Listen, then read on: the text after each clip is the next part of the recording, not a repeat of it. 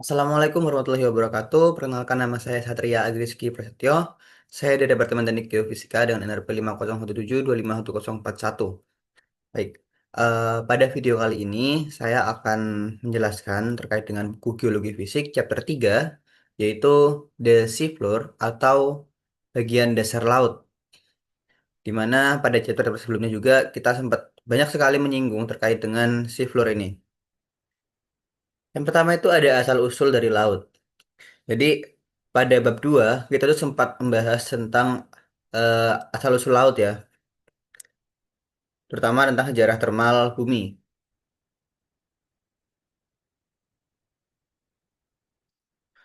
Nah, di sini pada figur 3.1 adalah sebuah kapal Jodies ya sebentar. Ya, ini kapal dengan menara pengeboran di deknya yang dapat mengebor lubang dasar laut dalam yang jauh. Jadi kapal ini tuh punya alat bor di sini yang dia tuh dapat mengebor laut dalam tapi dari permukaan laut gitu. Oke, nah eh, penelitian dasar laut. Jadi laut itu adalah salah satu komposisi yang paling besar yang ada di bumi, yaitu dia itu mencakup 70% dari permukaan bumi. Meskipun batuan dasar laut itu tersebar sangat luas, batuan tersebut yang kini itu sulit untuk diteliti.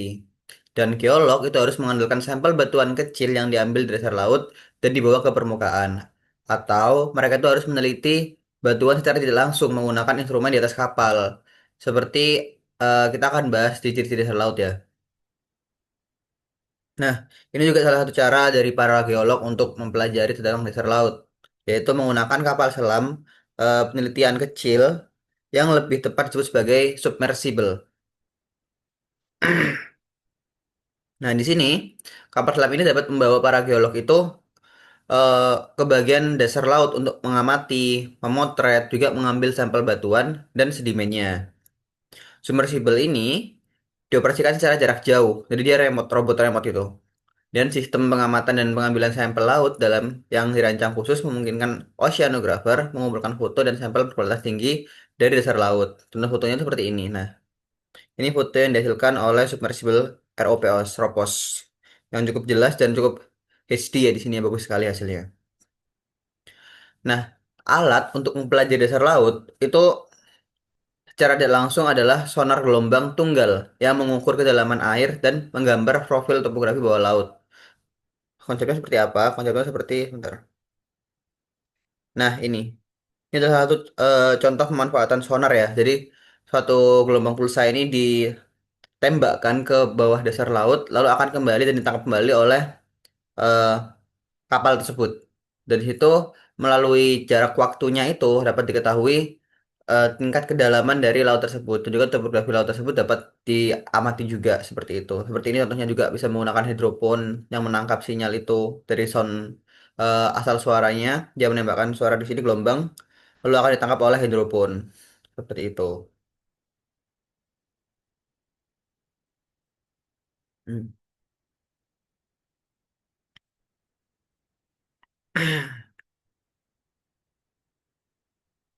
Nah, profilator refleksi seismik itu bekerja berdasarkan prinsip yang sama dengan sonar gamma, tetapi menggunakan suara yang lebih keras pada frekuensi yang lebih rendah.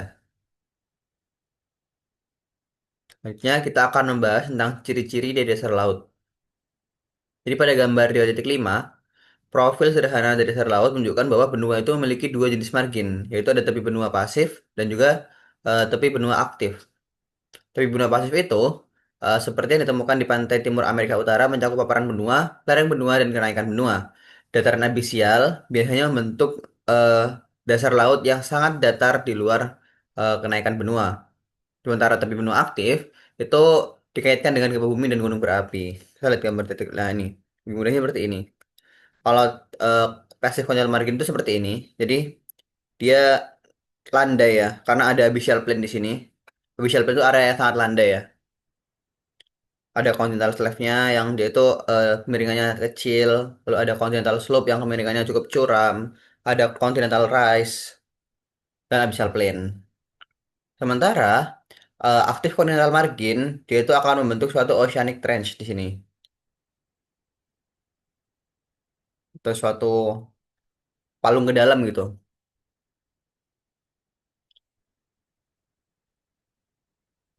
Nah, landas benua dan lereng benua. Hampir semua tepi benua itu ditandai oleh paparan benua yang miring secara lembut ke dekat pantai dan lereng benua yang lebih curam yang mengarah ke bawah dasar laut dalam. Nah, ini. Jadi ada continental shelf, dia itu sekitar 100 sampai 200 meter. Dia memiliki kemiringan yang cukup landai di sini, landai sekali. Tapi ketika setelahnya itu akan ada continental slope yang dia itu memiliki kemiringan yang sangat curam. Di mana continental slope itu hanya sekitar 4 sampai 5 derajat dan continental slope itu sekitar 60 derajat, sangat jauh jaraknya.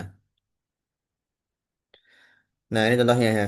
Ada continental slope di sini yang cukup landai, lalu ada continental slope yang curam, ada continental rise di sini yang menjadi pembatas antara continental crust dengan oceanic crust.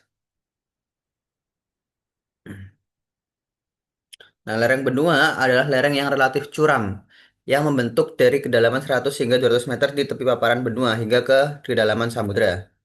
Sudut kemiringan ratanya untuk lereng benua adalah 4 sampai 5 derajat, meskipun secara lokal beberapa bagiannya jauh lebih curam. Nah, lereng benua itu lebih sulit dipelajari daripada paparan benua, karena pengetahuan tentangnya sedikit. Kedalaman air yang lebih besar dan kemiringan lokal yang sangat curam, itu membuat eh, yang curam pada lereng benua itu menghambat pengupasan batuan dan pengeboran, serta membuat hasil refleksi dan refleksi seismik lebih sulit diinterpretasikan. Hal ini disayangkan karena batuan yang mendasari lereng tersebut sangat menarik bagi geolog laut atau bagi oceanografi. Yang dimana percaya bahwa di wilayah ini kerak benua yang tebal di bawah daratan dan paparan benua bergradasi menjadi kerak samudra yang tipis. Jadi kita belum tahu ya sebenarnya ini seperti apa sih bentuknya, karena memang eh, di bagian ini cukup sulit untuk diteliti ya.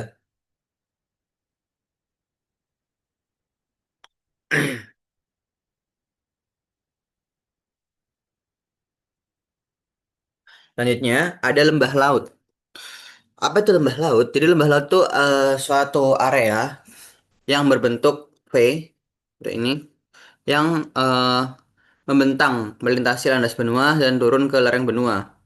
Gambarnya seperti ini. Nah, ini ada submarine canyon atau lembah laut submarine canyon di sini.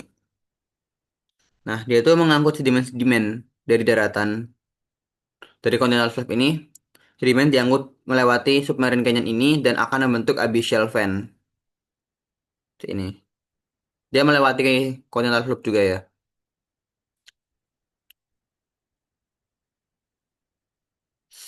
Nah, endapan sedimen berbentuk kipas besar yang disebut sebagai kipas abyssal ditemukan di dasar banyak lembah bawah laut ini. Kipas besarnya abyssal fan. Abyssal fan. Nah, kipas abyssal atau abyssal fan ini terdiri dari sedimen yang berasal dari daratan yang telah bergerak turun melalui lembah bawah laut di sepanjang tepi benua yang dipotong oleh lembah bawah laut. Banyak kipas abyssal yang bersatu dapat membentuk di dasar lereng benua seperti pada gambar ini. Nah, kipas-kipas itu mulai bersatu di sini. Nah, ini ada lembahnya di sini yang bentuk V itu terlihat di sini ya. Lalu akan membentuk kipas di sini. Dan kebanyakan sudah menyatu. Seperti itu. Pencari bawah laut itu telah merekam pergerakan pasir ke arah hilir lembah dalam aliran lambat yang mirip Gloucester dan dalam jumlah pasir yang lebih cepat. Kita bisa lihat pada gambar 3.10 lebih jelasnya. Nah, ini pasir yang terbawa ya. Yang dia tuh jatuh dengan cepat gitu. Ini ada di Baja California, Meksiko. Jadi desain pasir di pantainya tuh jatuh gitu ke bawah. Nah, pergerakan pasir ini yang telah diamati menyebabkan erosi batuan, terutama umum terjadi di lembah-lembah pesisir Pasifik, yang dimana mengumpulkan jumlah pasir yang besar dan arus pantai. Arus dasar telah diukur bergerak naik turun di sepanjang lembah-lembah dalam pola aliran yang bergantian secara teratur. Dalam beberapa kasus tampaknya disebabkan oleh pasang surut laut. Tapi sebenarnya asal-usul dari arus ini masih belum sepenuhnya dipahami. Tetapi seringkali bergerak cukup cepat untuk mengikis dan mengangkut sedimen. Sehingga erosi sungai itu mungkin telah membantu membentuk bagian atas lembah ketika penurunan permukaan laut selama glasiasi. Lalu ada arus kekeruhan. Apa itu arus kekeruhan? Jadi arus kekeruhan itu adalah massa besar dari air yang mengandung sedimen yang ditarik ke bawah oleh gravitasi. Itu arus kekeruhan. Jadi air yang mengandung sedimen lebih berat daripada air yang jernih. Sehingga arus keruh itu mengalir turun lereng benua hingga berhenti di dataran abyssial. Datar atau datar di dasar lereng. Jadi dataran abyssial itu adalah dataran yang datar di bawah lereng. Nah, arus keruh ini diyakini dihasilkan oleh gempa bumi, bawah laut, dan longsoran, badai permukaan yang kuat, serta banjir sungai yang mengandung sedimen yang langsung mengalir ke laut di pantai dengan landasan yang sempit. Meskipun arus keruh besar itu belum pernah diamati secara langsung di laut, arus keruh kecil dapat dibuat dan dipelajari di laboratorium. Nah, ada bukti tidak langsung yang menunjukkan bahwa arus keruh itu terjadi di laut. Buktinya itu berasal dari putusnya kabel bawah laut yang mengangkut telepon dan telegraf. Itu seperti pada gambar. Nah, ini. Di mana merah-merah ini ada kabelnya ya. Di mana dia tuh flow, bergeser terus gitu. Dan bahkan tidak ditemukan. Karena diperkirakan kabel-kabel ini tuh tertimbun oleh sedimen-sedimen yang ada. Jadi kalau dalam buku ini dikatakan bahwasanya eh, nah, rangkaian putusnya kabel ini diinterpretasikan sebagai akibat dari arus keruh yang disebabkan gempa bumi yang mengalir dengan kecepatan menurun lereng benua. Dan kerusakan kabel itu disebabkan jika kerusakan kabel itu disebabkan oleh air atau arus yang keruh, ini bisa memberikan bukti bahwanya arus yang keruh itu memiliki ukuran, kecepatan, dan energi yang luar biasa besar.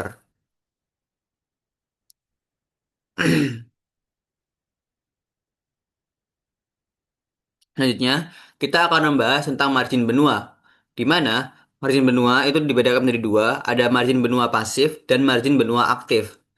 Apa itu margin benua pasif? Jadi margin benua pasif itu adalah sebuah teori karena eh, di mana biasanya margin benua pasif ini berkembang di pantai-pantai yang secara geologis itu tenang dan tidak memiliki gempa bumi, gunung berapi, dan pegunungan muda. Nah, pinggiran pasif ini ditemukan di tepi sebagian besar daratan yang berbatasan dengan Samudra Atlantik. Bung benua, di sepanjang dasar bagian-bagian lereng benua terdapat lereng benua, sebuah lapisan sedimen berbentuk segitiga yang membentang dari bagian bawah lereng benua hingga dasar laut dalam. Lalu ada jenis-jenis pengendapan. Sebenarnya kita marine benua pasif itu ada digambarin ya, 3,5 ya. Gambar 3,5. Nah, ini. Yang pasif itu seperti ini. Dan ini kebanyakan di dekat Atlantik, bagian timur ya. Di bagian timur yang berhadapan dengan Atlantik ya. Lalu ada jenis-jenis pengendapan. Jadi, endapan sendiri itu terbentuk di lereng benua melalui dua cara. Yang pertama, oleh arus keruh yang mengalir turun menurun di lereng benua dan oleh arus kontur yang mengalir sepanjang lereng benua.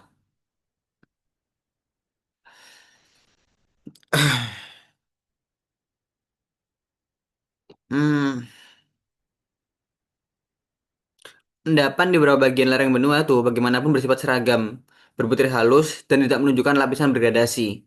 Endapan ini tampaknya telah terendapkan oleh arus laut reguler yang mengalir di sepanjang dasar laut, bukan oleh arus keruh yang sesekali mengalir ke bawah lereng. Lalu ada arus kontur. Apa itu arus kontur? Arus kontur itu adalah arus dasar yang mengalir sejajar dengan lereng tepi benua di sepanjang kontur hingga turun ke lereng. Kita lihat gambar 3,12 ya. Nah, di sini ada kontur current yang merupakan arus kontur yang dia arahnya itu sejajar. Oh, ada panah di sini. Dia itu berada di atasnya sedimen of continental ridge seperti ini, yang berdekatan dengan continental slope.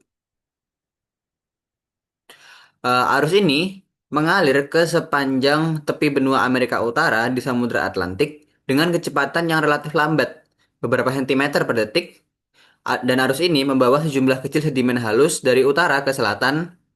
Arus ini paling tebal di sepanjang lereng benua dan semakin menipis ke arah laut. Lalu ada daratan abisial. Apa itu dataran abisial? Dataran abisial adalah wilayah yang sangat datar yang biasanya ditemukan di dasar lereng benua. Nah, profil seismik itu menunjukkan bahwa dataran abisial terbentuk dari lapisan sedimen horizontal. Kita lihat gambar 313. Nah, ini sangat datar. Lapisan abisial itu seperti ini.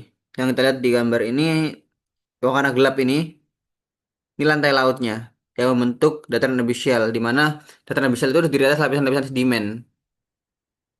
Seperti itu. Nah, dataran abisial sendiri adalah fitur terdatar yang ada di bumi. Umumnya memiliki kemiringan kurang dari 1 banding 1000, kurang dari 1 meter penurunan vertikal untuk setiap 1000 meter jarak horizontal. Dan beberapa memiliki kemiringan hanya 1 banding 10.000. Bagian besar dataran abisial memiliki kedalaman 5 kilometer.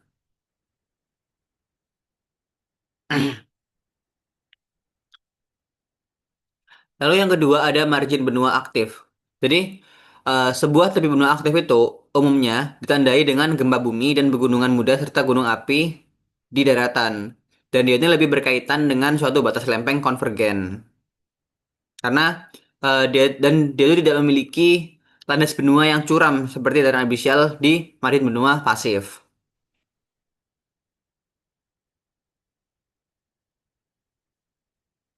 Jadi kalau Madiun benua pasif, dia itu tidak ada aktivitas gunung berapinya, tapi dia memiliki dataran abisial yang datar. Karena daerah itu cukup tenang ya, sehingga tidak ada aktivitas-aktivitas yang eh, mengguncang seperti itu, sehingga dia datar. Sedangkan di Madiun benua aktif, karena dia itu merupakan zona konvergen, dia itu biasanya banyak gunung api, yang terutama gunung api aktif ya, dan eh, bentuknya pun berbeda. Maaf, sebentar. Tadi. Maaf, maaf. Nah, bentuknya pun berbeda. Nah, seperti ini. Jika yang masih tadi seperti ini ada abyssal plain, kalau yang aktif itu akan membentuk suatu oceanic trench, suatu palung di sini nantinya. Dan ini aktif karena dia zona gunung api aktif atau disebut juga sebagai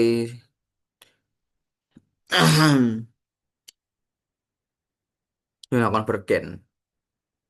Lalu ada palung samudra. Palung samudra adalah cekungan sempit dan dalam yang sejajar dengan tepi benua atau busur pulau. Garis melengkung pulau-pulau seperti Aleutian dan Jepang. Seperti yang ditunjukkan pada gambar 3.14. Itu bukan 3.14. Nah, ini. Ini adalah palung yang ada di dunia ya. Garis-garis ini sudah terlihat. Nah, ini adalah palung-palung yang ada. Palung Ruko, Parit Filipina, Palung Jawa, palungnya. Ya, ini paling dekat dengan kita ada Palung Jawa di bagian selatan Jawa dan juga di bagian sebelah barat di sini dari Indonesia. Nah, bentuknya seperti apa sih palung itu? Bentuknya seperti ini. Ini juga adalah bentuk dari eh, aktif continental margin ya, di mana ada palungnya, ada trench di sini. Ini ada palungnya. Dan palung ini juga akan membentuk suatu zona subduction dan mengakibatkan adanya gunung berapi aktif seperti itu.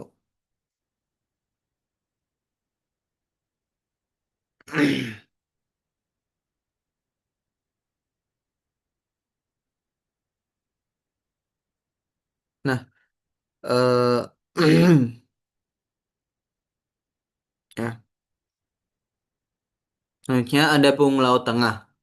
Punggung Laut Tengah adalah jajaran gunung bawah laut raksasa yang membentang di seluruh dunia seperti jahitan pada bola baseball. Ya, kita lihat pada gambar sebelumnya tadi ya. Pada gambar 1617 maaf. Nah, ini. Jadi kita lihat hubungan Pasifik di sini ya. Mungkin lihat gak terlihat di peta ini, tapi yang jelas tuh ada warna putih ini. Nah, seperti ini. Itu adalah punggungan laut atau jelasnya seperti ini. Nah, ada area yang berwarna gelap. Itu adalah satu bentuk punggung laut.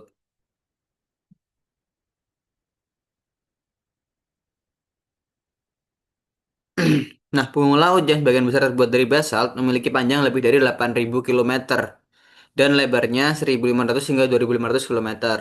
Dan ia itu menjulang 2 hingga 3 kilometer di atas permukaan laut. Di atas dasar laut, maaf. Lalu ada aktivitas geologis di punggung laut.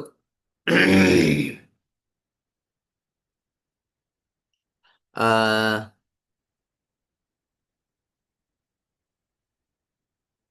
yang jelas ya kalau misalnya ada hubungan Pasifik dia itu akan zona divergen ya, melebar di sini. Nah, ini ada gambar 3.18. Ini merupakan foto bawah air basalt yang terbentuk bantal di dasar lembah patahan di tengah Oceanic Ridge, Oceania. Lalu ada aktivitas biologis di bumi laut. Jadi penemuan black smokers itu menjadi kejutan bagi para geolog yang menjelajahi punggung laut tengah.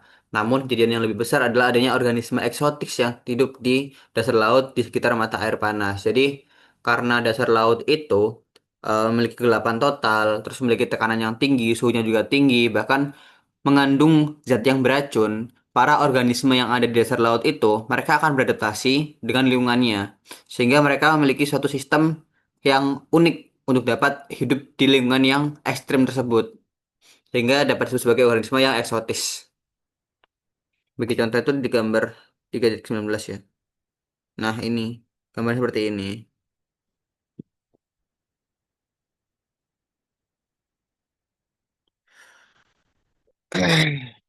Selanjutnya ada zona patahan. Zona patahan adalah zona jalur kelemahan utama pada kerak bumi yang melintasi pegunungan tengah samudra secara hampir tegak lurus. Kita lihat pada gambar 3.16, 3.16 dan 3.17. 3.16 dan 17. Oh maaf, yang atas tadi ya. Jadi sebenarnya zona ini, pegunungan Pasifik itu merupakan zona patahan ya. Memang seperti itu. Zona pegunungan itu merupakan salah satu jenis dari zona patahan.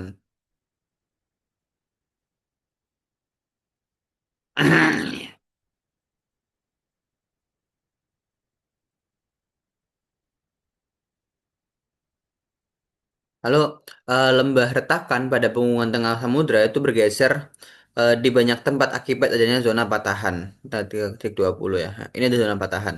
Ada fracture zone. Fracture zone itu zona patahan.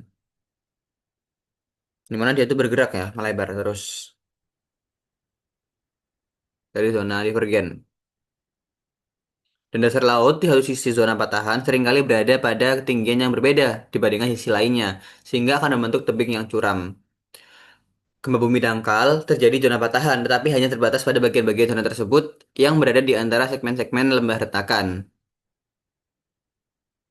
Zona patahan ini membentang sepanjang ribuan kilometer melintasi datar samudra. Umumnya mengarus lurus ke tepi benua. Meskipun zona patahan itu sulit dilacak ketika tertimbun oleh sedimen dataran abyssal dan lereng benua berupa beberapa ahli geologi berpendapat bahwa mereka dapat melacak perpanjangan zona patahan hingga ke daratan benua. Beberapa pola struktur geologi utama di benua tampaknya terletak sejajar dengan perkiraan panjangnya zona bertahan di daratan. Jadi istilahnya zona itu sangat panjang ya. Dan dia tuh biasanya tertimbun oleh sedimen-sedimen seperti dataran abisial dan sejenisnya. Lalu ada gunung laut, guyot, dan punggung aseismik. Jadi gunung bawah laut terbentuk berbentuk kerucut yang menjulang 1.000 meter atau lebih di atas dasar laut disebut sebagai gunung laut ya.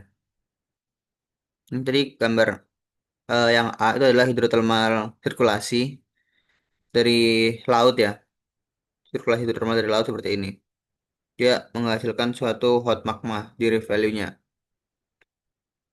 Di sea floor, cold sea water, ada hot magmanya. Lalu yang B itu adalah black smokernya, hot marine satu bio ya jenis dari biosfer biologis ya, aktif biologis yang ada di situ.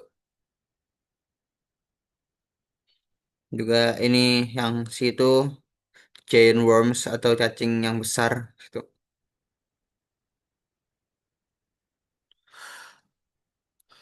Jadi Guyot itu adalah gunung laut dengan puncak datar. Tadi Pada gambar satu, ini adalah gambar dari Simons atau gunung laut, di mana awalnya membentuk island seperti ini di atas permukaan laut. Tapi karena kekuatan ombak yang cukup besar hingga akhirnya mengalami erosi dan menjadi guyot seperti ini. Jadi guyot itu datar ya, gunung laut yang dimana puncaknya itu datar, disebut sebagai guyot.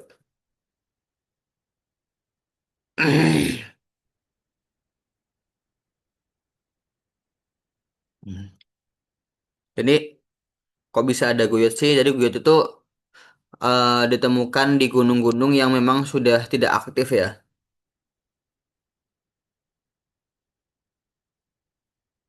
Gitu. Lalu ada terumbu karang. Terumbu karang itu apa sih? Terumbu karang itu adalah tunggungan karang, alga, dan organisme berkapur lainnya yang tahan oleh gelombang. Terumbu karang itu terbentuk di perairan yang hangat, dangkal, dan disinari matahari. Dengan kadar sedimen tersuspensi yang rendah, terumbu karang itu berada di atas dasar laut di sekitarnya, yang seringkali tertutup sedimen yang berasal dari terumbu. Contoh dari terumbu karang ada tiga, ada terumbu tepi, terumbu penghalang, dan juga atol. Terumbu karang tepi itu adalah terumbu karang datar seperti meja yang menempel langsung ke pantai. Contohnya seperti apa? Seperti pada gambar yang A. Ini terumbu karangnya. Seperti ini. Atau mungkin yang ini. Lalu ada terumbu karang penghalang. Yaitu sejajar dengan pantai tetapi dipisahkan oleh laguna yang lebar dan dalam. Jadi terumbu karang ini ditunjukkan oleh gambar di Garuda yang D. Nah, yang ini maaf yang ini. Yang ini tuh masuk ke dalam terumbu karang penghalang. Sementara yang terumbu karang tepi itu yang ini.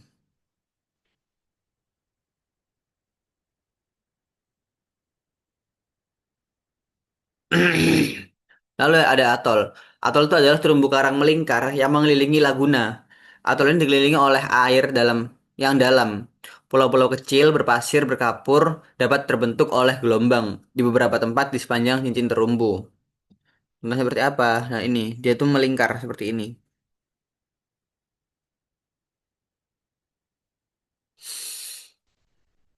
Selanjutnya ada sedimen dasar laut. Jadi eh, kerak basaltik dasar laut ditutupi di banyak tempat dengan lapisan sedimen. Sedimen ini bersifat terrigenous, berasal dari daratan, atau pela- pelagik yang mengendap perlahan melalui air laut. Apa itu sedimen terrigenous? Terrigenous. Jadi sedimen terrigenous itu adalah sedimen yang berasal dari daratan yang telah menemukan jalannya ke dasar laut. Jadi sedimen yang berasal dari darat, dia menemukan suatu jalan untuk bisa sampai ke laut. Sedimen yang membentuk kenaikan benua dan dataran abisial, sebagian itu bersifat terrigenous dan tampaknya telah diendapkan oleh arus turbiditas atau proses serupa. Setelah sedimen terrigenous itu menemukan jalannya menuruni lereng benua, arus kontur dapat mendistribusikannya di sepanjang kenaikan benua. Di tepi benua yang aktif, palung samudra dapat bertindak sebagai perangkap bagi sedimen ini dan mencegahnya untuk menyebar ke dasar laut dalam di luar palung. Jadi intinya sedimentary genus itu adalah sedimen yang berasal dari daratan. Dan dia karena faktor erosi dan sebagainya bisa sampai ke laut. Dari kita sampai di laut dia itu akan ada dua kemungkinan ketika dia sampai di laut. Yang pertama jika dia bertemu dengan tepi benua yang pasif maka dia akan diendapkan oleh arus turbiditas atau proses serupa. Sedangkan eh, jika dia bertemu dengan arus tipe benua yang aktif dia dapat masuk ke dalam palung dan terperangkap di palungnya. Yang kedua ada sedimen pelagis. Sedimen pelagis adalah sedimen yang mengendap perlahan melalui air laut. Sedimen ini terdiri dari lempung berbutir halus dan kerangka organisme mikroskopis seperti pada gambar 3.23. Ini adalah organisme mikroskopisnya. Nah, lumur pelagis itu berbutir halus, ditemukan hampir di mana-mana di dasar laut, meskipun di beberapa tempat lempung ini tertutupi oleh jenis sedimen lain yang terakumulasi dengan cepat. Lempung ini sebagian besar berasal dari darat, sebagian lagi mungkin berupa abu vulkanik. Sedimen ini terbawa ke laut terutama oleh angin, meskipun sungai dan arus laut juga membantu mendistribusikannya. Nah, uniknya juga, sedimen pelagas itu ditemukan di sisi-sisi pegunungan tengah samudra, seringkali menebal menjauhi puncak pegunungan. Nah, seperti pada gambar ini, pelagas itu ada di sini, sementara puncaknya di sini. Selanjutnya ada crush oceanic dan opilot, opiolis, opiolites ya, opiolit. Jadi Kita pernah bahas di bab 2. Kerak samudra itu berbeda secara signifikan dari kerak benua. Kerak samudra itu lebih tipis, yakni hanya 7 kilometer, sementara kerak benua itu bisa kurang lebih 70 kilometer, sangat jauh. Dan eh, kerak samudra itu memiliki komposisi yang berbeda, yaitu dia masuk dalam jenis batuan mafic.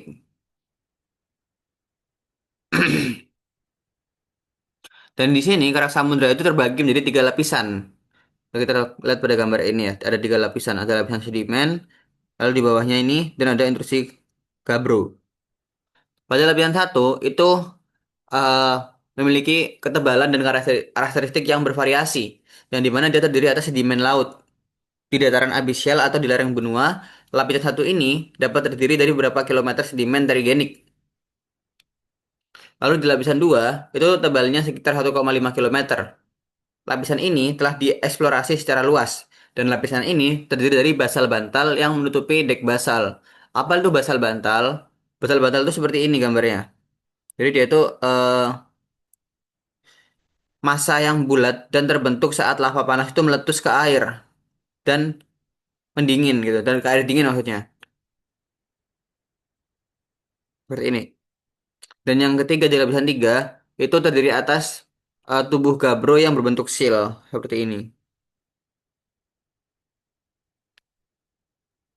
Tapi bukti untuk interpretasi di lapisan 3 itu masih bersifat sugestif, belum pasti, di mana para geolog itu telah mengebor melalui 2 kilometer batuan basal bantal dan dik basal di kerak samudra, belum sampai ke lapisan ketiganya ini.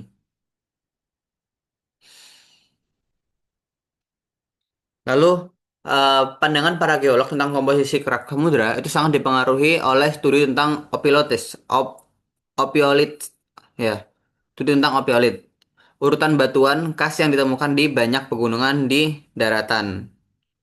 Kamu betul di mana ini? Itu urutan opiolit tipikal yang ditemukan di pegunungan di daratan. Kebanyakan urutan-urutan biasanya itu sangat patah.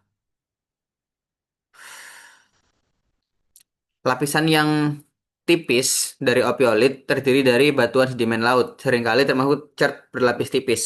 Dan di bawah sedimen itu terdapat zona basal bantal, yang pada gilirannya ditopang oleh kompleks dik berlapis yang kemungkinan berfungsi sebagai dik pengumpan untuk aliran lava bantal di atasnya. Kesamaan antara bagian atas opiolit dan lapisan kedua kerak samudera sangat jelas. Selanjutnya, setelah kita bahas dasar laut yang begitu panjang, mungkin Anda bersit pertanyaan, kira-kira eh, usia dasar laut itu udah berapa lama sih laut itu ada? Apakah dia sama seperti benua yang bahkan bisa sampai miliaran tahun atau tidak? Nah, fun fact-nya, ketika para geolog laut itu mulai menentukan usia batuan dasar laut melalui penanggalan isotop dan sedimen melalui fosil-fosil yang ditemukan di dasar laut, ada sebuah fakta menarik dan mengejutkan di mana semua batuan dan sedimen dasar laut itu terbukti berusia kurang dari 200 juta tahun, alias masih muda. Hal ini berlaku hanya untuk batuan dan sedimen dari dasar laut dalam, bukan yang berasal dari tepi benua. Batuan dan sedimen yang saat ini ditemukan di dasar laut dalam terbentuk selama era Mesozoik dan Kenozoik, tetapi tidak lebih awal daripada itu. Sebaliknya, eh, bumi itu diperkirakan berusia 4,5 miliar tahun, dan setiap benua itu mengandung batuan yang terbentuk selama era Paleozoik dan Prakambrium.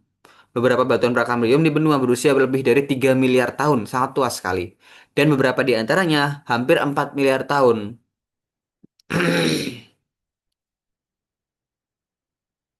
Lalu ada lantai laut dan tektonik lembang. Seperti yang telah disebutkan sebelumnya, bab ini membahas tentang deskripsi awal tentang lantai laut. Dan sebenarnya lantai laut itu akan dibahas lebih detail di bab 4. Dan tentang teori tektonik lempeng. Nanti akan membahas tentang mid oceanic ridge juga dan sebagainya. Oke, jadi itu tadi adalah pembahasan kita terkait dengan bab 3. Terkait dengan rangkuman, lapisan benua dan lereng benua yang lebih curam itu terletak di bawah air di sepanjang tepi benua. Keduanya dipisahkan oleh perubahan sudut lereng pada kedalaman 100 hingga 200 meter. Lembah bawah laut terbentuk di lereng benua dan landas benua. luar akibat kombinasi arus keruh, aliran dan endapan pasir, arus dasar laut, serta erosi sungai pada masa permukaan laut lebih rendah. Lapisan bergradasi dan patahan kabel itu menunjukkan adanya arus keruh di laut. Kipas abisial itu terbentuk saat sedimen menumpuk di dasar lembah bawah laut. Marginal benua pasif itu terjadi di lepas pantai yang secara geologis tenang dan ditandai oleh lereng benua dan dataran abisial di dasar lereng benua. Punggung benua dan dataran abisial itu dapat terbentuk dari sedimen yang diendapkan oleh arus turbin di tas. Punggung benua juga dapat terbentuk dari sedimen yang diendapkan oleh arus kontur di dasar lereng benua. Pinggiran benua aktif tandai oleh palung samudra di dasar lereng benua. Lereng benua dan dataran abisial tidak ada. Palung samudra dua kali lebih dalam daripada dataran abisial, yang umumnya terletak pada kedalaman 5 kilometer. Palung samudra terkait dengan zona Benioff yang ditandai dengan gempa bumi dan vulkanisme andesit, membentuk busur pulau atau rantai gunung berapi di sabuk pegunungan muda di tepi benua. Palung samudra memiliki aliran panas rendah dan anomali graviti yang negatif. Puhung Laut Tengah adalah jajaran pegunungan basalt yang mengelilingi bumi, terletak terutama di tengah-tengah cekungan laut. Puncak punggung laut ditandai oleh lembah retakan, gempa bumi dengan fokus dangkal, aliran panas tinggi, vulkanisme basaltik aktif, aktivitas hidrotermal, dan organisme eksotis. Zona patahan adalah garis kelemahan yang mendorong punggung laut tengah. Gempa bumi dengan fokus dangkal terjadi pada bagian zona patahan di antara segmen-segmen punggung laut yang terpotong. Gunung laut. Gunung laut adalah gunung berapi bawah laut berbentuk kerucut yang sebagian besar kini sudah tidak aktif. Guyot adalah gunung laut dengan puncak datar, kemungkinan telah diratakan oleh erosi gelombang sebelum tenggelam. Rantai gunung laut dan guyot itu membentuk punggung laut yang tidak seismik. Karang dan alga yang hidup di air hangat dan dangkal itu membangun terumbu tepi, terumbu penghalang, dan atol. Sedimentary genik terdiri dari sedimen yang berasal dari daratan dan diendapkan di dekat daratan oleh arus keruh dan proses lainnya. Sedimen pelagik terdiri dari debu yang terbawa angin dan kerangka mikroskopis yang perlahan-lahan mengendap ke dasar laut. Puncak punggung laut tengah itu tidak memiliki sedimen pelagik. Kulit samudra terdiri dari sedimen laut yang menutupi bantal-bantal basalt dan dike, kemungkinan menutupi gabro. Ophiolites di pegunungan benua kemungkinan mewakili potongan-potongan kerak samudra yang tidak bisa suatu saat tertanam di daratan. Batu-batuan tertua di dasar laut dalam Batu-batuan tertua di dasar laut dalam itu berusia 200 juta tahun. Benua di sisi lain mengandung batu-batuan yang berusia hingga 3 sampai 4 miliar tahun. Oke, selanjutnya di sini kita akan mengerjakan dan membahas soal-soal yang ada di bab 3 ini. Oke, soal yang pertama, apa itu ngarai bawah laut atau submarine canyon? Bagaimana ngarai bawah laut dapat terbentuk? Jadi, submarine canyon adalah lembah curam berbentuk V yang memotong landas dan lereng benua. Ngarai ini terbentuk terutama oleh arus turbin di tas yang membawa sedimen berat menuruni lereng benua karena efek gravitasi, serta sebagian oleh erosi sungai ketika permukaan laut turun pada masa glasial. Ini dapat ditemukan di halaman 60-61. Nomor 2, jelaskan penampilan struktur dan asal mula dataran abisial. Jadi, dataran abisial adalah wilayah dasar laut yang sangat luas dan datar di luar continental rise. Dataran ini terbentuk oleh pengendapan sedimen halus yang menutupi permukaan kasar dasar laut yang terbentuk dari lava basalt. Dapat ditemukan di halaman 63. Nomor 3, buatlah penampang melintang menggunakan tengah. Buatlah penampang melintang punggungan tengah samudra yang menunjukkan lembah reef. Jadi, punggungan tengah samudra adalah punggungan bawah laut besar yang memanjang di seluruh samudra. Di puncaknya terdapat lembah reef yang lebarnya beberapa kilometer dan kedalamannya 1 sampai 2 kilometer. Tempat terbentuknya kerak baru akibat pemekaran dasar laut. Nomor 4, gambarkan tepi benua aktif dan tepi benua pasif serta tunjukkan bagian-bagiannya. Ini di gambar di atas ya. Kalau tepi benua aktif itu memiliki lereng yang curam dan diakhiri oleh trench, oceanic trench atau parit samudra atau palung. Dan seringkali disertai gunung berapi dan gempa bumi karena dia tuh di zona konvergen ya, subduction di situ. Sementara tepi benua pasif itu memiliki lereng yang landai dan diikuti oleh continental ridge tanpa aktivitas tektonik yang signifikan. Dan WH-nya di tepi pasif itu ada abyssal plain. Selanjutnya, apa itu zona patahan atau fracture zone? Jadi, jelaskan hubungannya dengan punggungan tengah samudra. Zona patahan adalah jalur panjang kelemahan di kerak bumi yang melintang tegak lurus terhadap punggungan tengah samudra. Zona ini menghubungkan segmen-segmen pegunungan dan menandai daerah pergeseran kerak. Nomor 6, jelaskan hubungan antara parit samudra, zona Benioff, dan gunung berapi di tepi benua. Jadi, parit samudra terbentuk di tempat lempeng samudra menunjam ke bawah benua. Zona Benioff adalah bidang gempa miring yang menandai jalur penunjaman ini. Dan di atasnya terbentuk deretan gunung api sejajar dengan parit. Nomor 7, sebutkan dua asal terbentuknya continental rise. Jadi, continental rise itu terbentuk oleh endapan arus turbinitas yang mengalir menuruni lereng benua, serta oleh arus kontur yang membawa sedimen sejajar dengan lereng. Nomor 8, apa itu arus turbinitas atau turbidity current? Apa buktinya bahwa arus ini terjadi di dasar laut? Jadi, arus turbinitas adalah aliran deras air bercampur sedimen padat yang mengalir menuruni lereng benua karena gravitasi.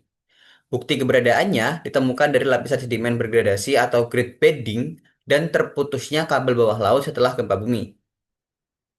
Nomor 9, jelaskan bentuk dan asal dari gunung laut atau seamount dan guyots. Seamount atau gunung laut eh, gunung laut berbentuk kerucut. Sebagian besar merupakan gunung api bawah laut yang tidak aktif. Sedangkan guyot adalah seamount dengan puncak datar karena tererosi oleh gelombang sebelum tenggelam ke laut dalam. Nomor 10, sebutkan dua jenis utama sedimen dasar laut. Jadi, eh, dua jenis utama sedimen dasar laut itu ada terrigenous sedimen yang berasal dari erosi daratan dan diangkat ke laut, dan juga ada pelagic sedimen yang terbentuk dari partikel halus atau sisa organisme laut yang mengendap di perairan dalam. Nomor 11, bagaimana perbandingan usia batuan dasar laut dengan batuan benua? Jadi, batuan dasar laut itu lebih muda. Batuan tertuanya itu berusia sekitar 200 juta tahun, sedangkan batuan benua itu berusia hingga 3 sampai 4 miliar tahun. Jadi selisihnya jauh sekali. Nomor 12, gambarkan penampang terumbu tepi, terumbu halang, dan atol. Jadi terumbu tepi itu menempel di pantai, terumbu penghalang itu dipisahkan oleh laguna dalam, tapi masih ada di garis pantai, dan atol. Atol itu berbentuk rincin, mengelilingi laguna di atas gunung laut yang tenggelam. Nomor 13, eh, berapa ketebalan dan komposisi dari kerak samudra? Jadi, kerak samudra itu memiliki ketebalan sekitar 7 kilometer, yang dimana dia tersusun atas sedimen laut basalt bantal, dik basaltik, dan batuan gabbro atau batuan-batuan mafik. Ya. Kok bisa kita tahu itu 7 kilometer dari mana? Dia diketahui dari seismiknya ya, dan di pengukuran data seismik.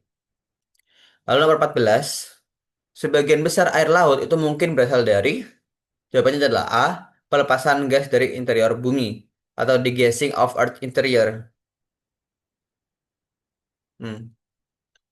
Pertanyaan mana yang benar mengenai landas benua atau continental shelf? Jawabannya adalah semua benar, di mana continental shelf itu merupakan dataran bawah laut dangkal di tepi benua, miring lembut ke arah laut, dan lebarnya dapat bervariasi.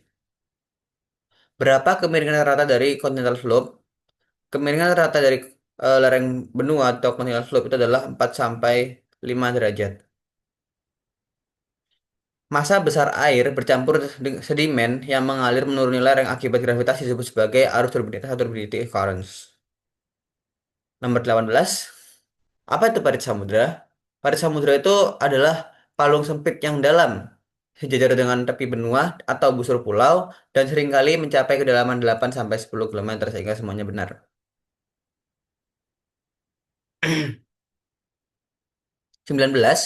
Ciri khas pegunungan tengah samudra adalah ada gempa dangkal atau shallow focus earthquakes, aliran panas tinggi high heat flow, dan letusan basal atau basalt eruption. Itu benar semua.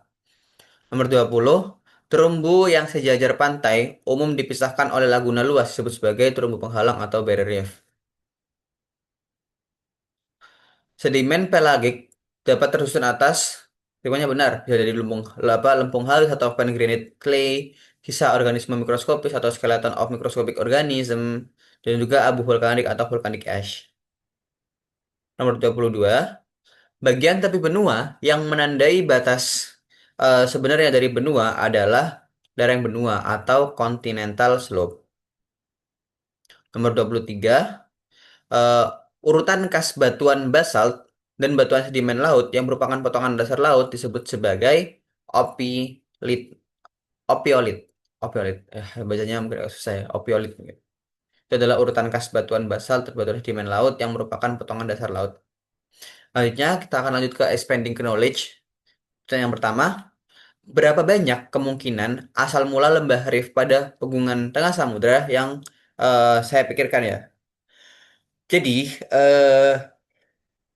lembah Rift pada pegunungan tengah samudra kemungkinan besar terbentuk akibat pemekaran kerak oleh bumi, oleh gaya regangan dari arus konveksi mantel yang bergerak menjauh satu sama lain. Nah, proses ini menyebabkan kerak retak dan turun di bagian tengah membentuk lembah Rift. Nomor 2, faktor-faktor apa yang dapat menyebabkan permukaan laut tuh naik atau turun? Jadi, permukaan laut dapat naik akibat mencairnya es di kutub dan peningkatan suhu global yang mengembangnya dan mengembangkan air laut dan mengembangnya air laut. Sebaliknya, permukaan laut itu dapat turun ketika terbentuk lebih banyak es di daratan pada masa glasial atau saat kerak samudra mendingin dan tenggelam.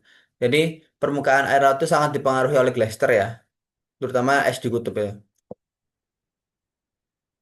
Selanjutnya, mengapa batuan dasar laut yang mencakup 60% permukaan bumi berupa basalt? Dari mana asal basalt tersebut? Jadi, batuan dasar laut itu berupa basalt. Mengapa? Karena magma yang berasal dari bagian atas mantel bumi itu naik melalui celah di punggungan tengah samudra. Magma ini kemungkinan akan mendingin dan membentuk lapisan batuan basaltik yang menjadi kerak samudra. Seperti itu. Jadi itu karena mendinginnya magma. Nomor 4, bagaimana zona patahan atau fracture zone dapat terbentuk? Zona patahan terbentuk akibat pergerakan diferensial antara segmen-segmen punggungan tengah samudra yang terpisah oleh transform fault atau eh, jenis eh, patahan transform ya. Oh maaf, maksudnya jenis eh, lempeng transform di situ. Oh, iya. Setelah aktivitas di transform fault berhenti, bekasnya menjadi fracture zone yang tidak aktif namun tetap menandai ketidakselarasan kerak. Soal yang terakhir, soal nomor 5, berapa banyak hipotesis yang dapat saya pikirkan atau kamu pikirkan untuk menjelaskan usia dasar laut yang relatif muda? Jadi, usia dasar laut yang muda itu dijelaskan oleh hipotesis pemekaran dasar laut atau seafloor spreading, di mana kerak baru terbentuk di punggungan tengah samudra dan kerak yang lebih tua tersubduksi kembali ke mantel zona padat samudra. Akibatnya, tidak ada batuan dasar laut yang berumur lebih dari sekitar 200 juta tahun. Jadi konsep dari siklus prediksi sendiri itu karena adanya pemekaran di tengah laut, sehingga batuan-batuan yang paling muda itu berasal dari tengah laut. Dan yang paling tua itu akan ada di pinggir karena dia seperti ini, ya, jadi keluar kan. Jadi ketika spreading, yang keluar pertama itu akan jadi yang paling tua. Yang keluar kedua lebih muda, dan seterusnya seperti itu. Dan ketika lapisan yang paling tua ini sudah sampai di dekat dengan lempeng benua, dia akan mengalami zona subduction, jadi dia akan berputar. Di mana kita tahu bahwasanya di mantel bumi sendiri mengalami konveksi yang berputar, sehingga eh, batuan yang tua tadi ini akan kembali masuk ke dalam tanah. Jadi itu akibatnya tidak ada batuan dasar laut yang berumur lebih dari sekitar 200 juta tahun, seperti itu. Oke, jadi itu adalah pembahasan kita di chapter 3, yaitu mohon maaf sebentar. Di chapter 3, bentar. Nah, terkait dengan dasar laut ya. Kita telah membahas banyak sekali, mulai dari apa aja susunan dari dasar lautnya, lalu bagaimana bisa terbentuk, juga beberapa aktivitas kontinental dari benua maupun dari samudra. Sebenarnya lebih lengkap terkait dengan pergerakan lempeng ini dapat dibahas di bab 4 seperti itu. Oke, jadi eh, cukup sekian dari saya. Terima kasih banyak atas perhatiannya. Semoga apa yang saya sampaikan dapat bermanfaat. Terima kasih. Wassalamualaikum warahmatullahi wabarakatuh.